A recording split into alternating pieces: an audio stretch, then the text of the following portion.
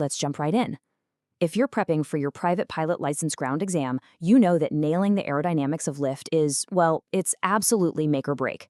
But textbooks, they can get so bogged down in heavy theory. So in today's explainer, we're just cutting straight to the chase. We're going to demystify lift, breaking it down into super simple, highly visual concepts that'll actually stick in your brain for exam day. So, let's kick things off with the most fundamental question you're gonna face. How does a wing actually work? For a second here, I want you to completely forget all the overly complex scientific jargon. We don't need to stress over the massive formulas right now. Instead, we're gonna bust some myths and look at how a wing truly functions by starting with something surprisingly simple, a little challenge you can literally go do in your kitchen right now. Which brings us to Section 1, the kitchen sink experiment. You see, to genuinely grasp the physics of flight, you really don't need access to some multi-million-dollar wind tunnel. You just need a tap. Here's the deal.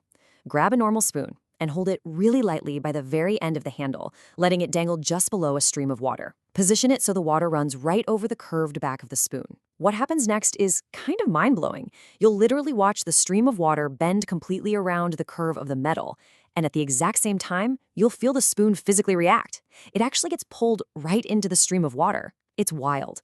And that perfectly leads into Section 2, Newton's third law. Right, so to explain exactly why that spoon just jumped in your hand, we've got to look at our first absolute must-know concept for the exam, which is Newton's third law. Now, you probably already know this one. It simply states that for every action, there is an equal and opposite reaction. In our little sink experiment, the action is the water clinging to the spoon's curve and deflecting off to the left. And because that water was forced left, Newton's law says there absolutely must be a reaction. That reaction? The spoon getting pushed in the exact opposite direction, to the right. Moving on to Section 3, the Coanda Effect. Now hold on a second. Why on earth did the water bend around the curve of the spoon in the first place? Like, why didn't it just hit the metal and bounce straight off? Well, the answer lies in this brilliant principle called the Coanda Effect. This simply dictates that a stream of air, or, any fluid, like our tap water, will naturally cling to any curved surface it passes over. It doesn't get into the super dense math of why it clings, it just observes the fact that it does. Actually, fun fact, this was first utilized on a practical level way back in 1910 on a propeller jet at the Paris Air Show. Crazy, right? So this specific rule is exactly why the water wrapped around your spoon instead of just splashing everywhere. Okay, Section 4, how wings actually lift. So, we've got our two main puzzle pieces here, the Coanda Effect and Newton's third law. Let's map this directly onto an aircraft so you can totally ace this part of your test. Think back to our spoon. Water flows over the curve, deflects left, spoon pulls right. Now mentally lay that spoon on its side. Boom! You have an aircraft wing. The exact same physical phenomenon is happening. Air flows over the curve's top of the wing.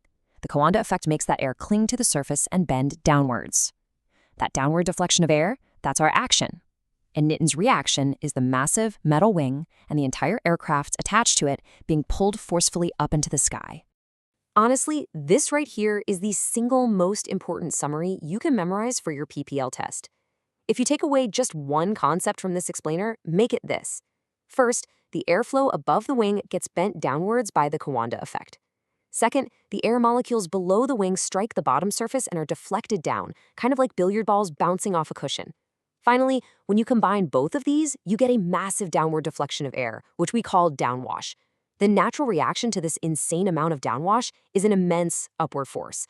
And that, my friends, is what we call lift. Which brings us to our final core concept, Section 5, the limit and avoiding stalls. Okay, so you know exactly where lift comes from now. But as a pilot, generating lift is only half the battle. You have to control it. The golden rule here is that the Coanda effect isn't magic, and it definitely has limits. That stream of air is only going to comfortably cling to the top of your wing as long as the angle where the air meets the surface stays relatively small. I want you to think of this dynamic as your built-in warning system. When you keep that angle small, everything is smooth sailing.